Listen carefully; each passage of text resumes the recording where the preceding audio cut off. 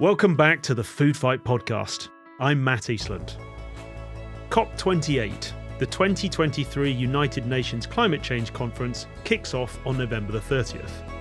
In preparation, here on the podcast, we're releasing a series of mini episodes celebrating the work of some of the most innovative, food-focused companies and organisations featured at the conference.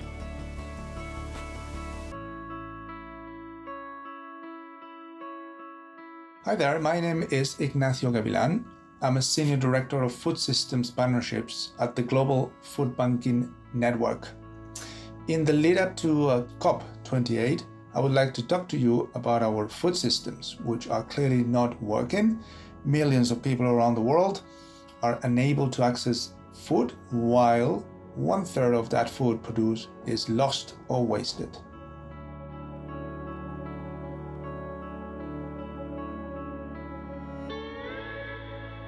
So if we look at roughly that 1/3 of the food produced in the world for human consumption is lost or wasted, that alone represents about 8 to 10% of global greenhouse gas emissions.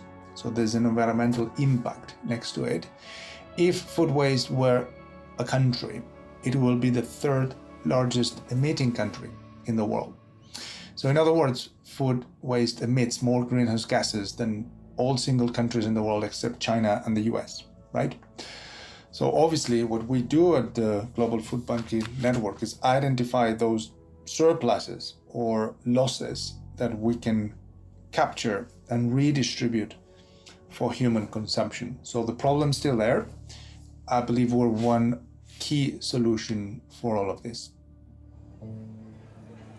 We provide the information, the space, and the connections necessary to ensure that the world's food banks, this is a network of food banks, have a voice in global conversations, moving us towards lasting food system change. To transform these food systems, we need consistent collaboration and innovation across sectors and geographies, which is what we do. It's what really matters for the Global Food Banking Network. You may be wondering as a listener, how do we collect all this food and put it in our distribution centers in order to get it to the public? And there are different ways. Think about a supermarket. At the end of the day, they might have product that is still not expired. They might generate a surplus of things that they cannot sell because something else is coming the next day. That surplus, when it's easily identified, there are trucks that will collect it and they bring it to us. If you go one level back, manufacturing, you take these big brands, the Nestle's, the Kellogg's, the Unilever's, they sometimes run pilots and tests and batches that are not going to be sold. Those are batches that are perfectly edible. One level up in the chain, you go to the farmers. Same thing. They harvest according to specifications. There are products that don't meet the specs, whether it's an apple, a banana, or soybeans, because it might be a misshapen apple, or might be apples that don't meet the size, the color, but it's perfectly edible. You might be wondering as well, what are the benefits of all of this work, right? So it's very simple. I'll give you 3 main reasons. Number 1 is hunger alleviation.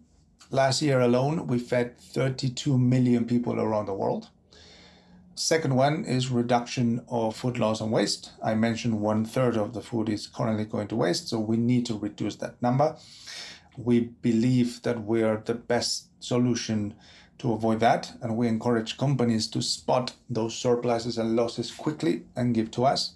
And number 3 is climate change. Donating product is a fantastic climate change mitigation strategy. Just in 2021 alone, we mitigated 1,695 billion with a B kilograms of CO2 equivalent. That's roughly equivalent to removing 365,000 vehicles from the roads. So there's an obvious benefit from many angles. I think those 3 are the key ones. We're moving now into COP28. I would love if food loss and waste was included in the NDCs. the nationally determined contributions, which are the heart of the Paris Agreement. Those NDCs basically embody efforts by each country to reduce national emissions and adapt to the impacts of climate change. Food waste needs to be in there. In addition, I would love more policies to be adopted to support food donation as a solution to food loss and waste and climate change. Some countries still face a lot of financial and fiscal limitations for donations. We need to remove those. We need to make this very simple and encourage companies and organizations, farmers, to donate food very quickly and efficiently. The food bank model is distinctively designed to alleviate hunger while mitigating food loss and waste. And as a locally led, community-led organization, food banks are deeply connected to and aware of unique community needs around the world. Food banks must be recognized as a response to these challenges, and they must be a part of a concerted effort among experts to effectively address the root causes of systemic problems like hunger and climate change. Only then this global food systems change will be possible. So if I could send one final message, a call to action to our food industry, I would say unlock the resistance to change. Companies need to be more agile. Companies need to report on food waste, need to understand where the food losses and the food waste happens, and we need to actively collect those into human consumption through the food banks. This has been the Food Fight podcast. As ever, if you'd like to find out more about what we do, head over to the EIT Food website at www.eitfood.eu. Also, please join the conversation via the hashtag EITFoodFight on our X channel at EITFood.